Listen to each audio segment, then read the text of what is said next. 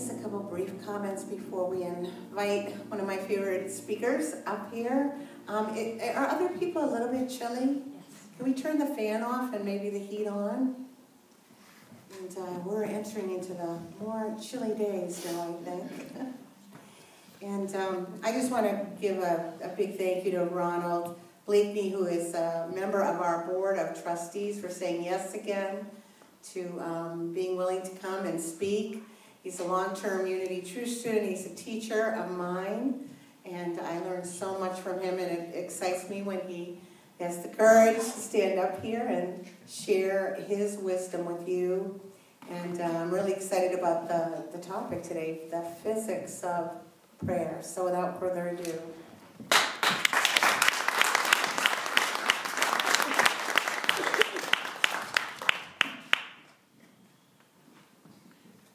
So if I make any sense at all today, I'd like you to thank my gorgeous, brilliant wife, Sabrina. She saves you from 20 minutes of what could be really long-winded, nonsensical talk by listening to me and helping me make changes. So I'm a flawed man. I'm perfect in spirit, but I'm a flawed man. I'm flawed as a father. I'm flawed as a husband. And yet I'm perfect in spirit. Here's a story about another flawed man. I can promise you that no animals were injured in the making of this story. So I'm down south, right? And I'm sitting with a group of people who had made a decision and a commitment to try to grow along spiritual lines. And the topic of discussion that day was resentment. And there was a man in there who came in, and he lived out in the woods. Now, I'm not talking Henry David Thoreau out in the woods. I'm talking Jed Clampett, Dukes of Hazzard out in the woods, right? And he was a really neat guy, and he was kind of dirty, and he was talking about what his life was like before he got involved in truth principles and became a student of truth principles.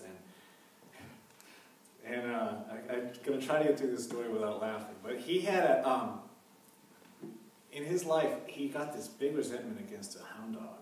And he talked about that in the group. He's like, oh, it was awful. I had this dog bit me, and it was just mean to me.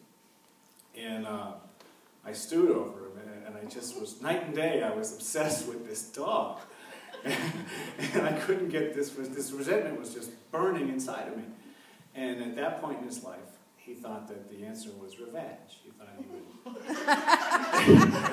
thought he would seek vengeance against this dog, and everything would be okay. Maybe he watched a lot of TV shows. Just get rid of the bad guy and everything will be all right, right? So he went and got some.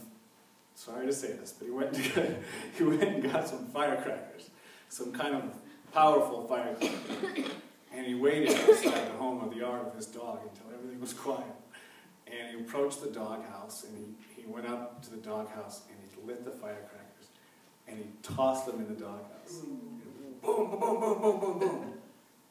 Now, our hero forgot the number one rule of real estate. What's the number one rule of real estate? Location, location, location.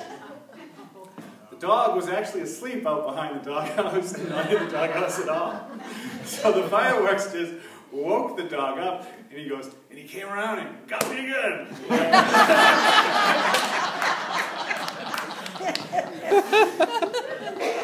Oh, God. So, the title of today's talk is The Physics of Prayer. And do we have any professional physicists here? Thank goodness, because I am completely unqualified to talk about the physics of prayer. I am not a physicist. I'm a technology salesperson. That's what I do. That's my day job. And so I sell technology, and today I have a product to sell. I'm going to narrow prayer down, because I've been the recipient of so many prayers in my lifetime, and I can't begin to tell you how that works. I just know that it does, and I know that it has.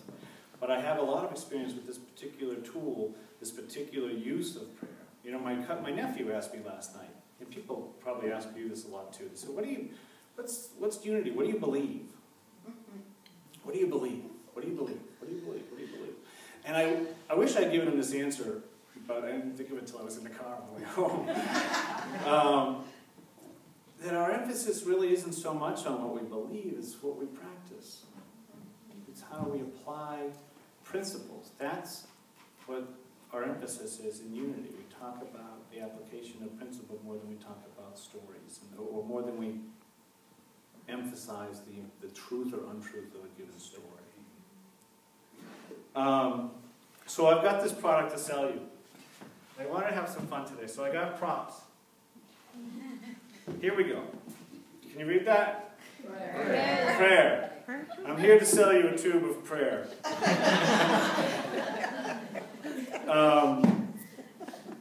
The man in my story actually used this tool, and he started to pray for the dog.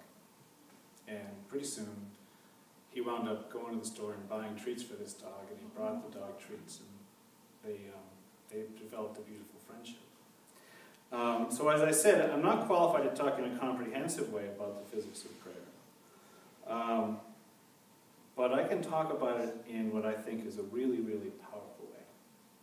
And I'm going to call the man who is commonly called Jesus, I'm going to refer to him as Yeshua, because I want to be different. No, that's not why. It's because that was his name. A lot of changes happened when the Aramaic language and teachings were brought through the Greek mindset. A lot of shifts and changes. A very different conceptual framework in the Greek than there was in the Aramaic.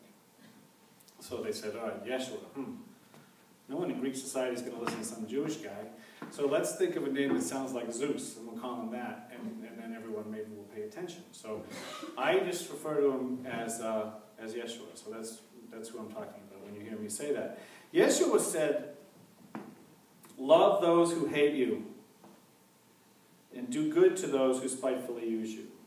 And that's what I'm going to talk about today. That's the particular prescription, the technology that I'm selling today. Yeshua offered prescriptions all the time. He offered technologies. He didn't offer, this is how you get on Santa's good list, this is how you're on Santa's bad list. He said he was an expert in well-being, and he wanted to teach us how to be well, be happy, and use the laws of the universe that are eternal to develop our well-being in this here and now, not somewhere off in the future. That's what I get for improvising. Now I'm lost. So, this statement by Yeshua is a prescription. It's very powerful medicine. Praying for the people, we don't have to go for people who we hate or people who hate us. We can just go with those that push our buttons. The people that push our buttons. The people that maybe annoy us a little bit. Just a little. Yeah. Now I'm going to talk about the physics of that. Doing that actually helps cleanse our temple of the energy that needs to be healed. And there's it's a test to find out if you're in the presence of a true priestess or a true spiritual teacher. The test is, if he or she is a true spiritual teacher, the benefits will always accrue to you. And they will increase with practice. Like a smile that inspires a lot of other smiles without losing any part of itself, true spiritual teaching spreads abundantly, increase in well-being. I'm sorry, this is such a beautiful altar, but I'm just going to put that symbol of commercialism out there. In the Aramaic, the Beatitudes didn't speak of blessed or they. There was no such word in the Aramaic language. There was, the word was tuvehum. And Yeshua spoke not of a bestowed blessing for good behavior, he spoke of an earned reward for committed practicing of spiritual principles. And these are designed to create happiness and abundance and well-being inside the human. Now, fair enough, I'm going to make a statement. You are an energy system. Fair? Yeah. Okay. In any energy system, this is the physics part. In any energy system, there are two kinds of energies that can be introduced to it.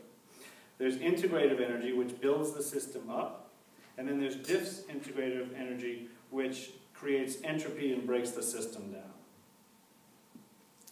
For this work, energies that are integrative, that build the system up, are loving energies. energies. They're like kindness, things like gratitude, things like joy are integrative to the human, and therefore that helps build up our system, strengthen and empowers our system.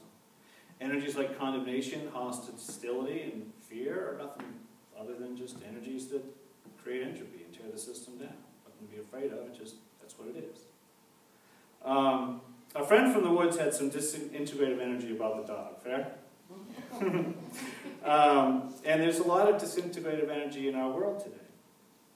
And on some levels, I think we're here to learn and to live and to move and to have our being in a balanced physical world where if there's a high, there's a low, if there's a hot, there's a cold, there are opposites on this level, right?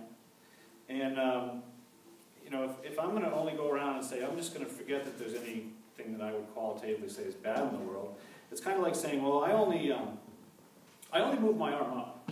That's what I do. That's how I do it. I only move my arm up. I only move it up. Hey, I go to Unity, I only move my arm up. Pretty soon it's going to be hard for me to get around in the world, right?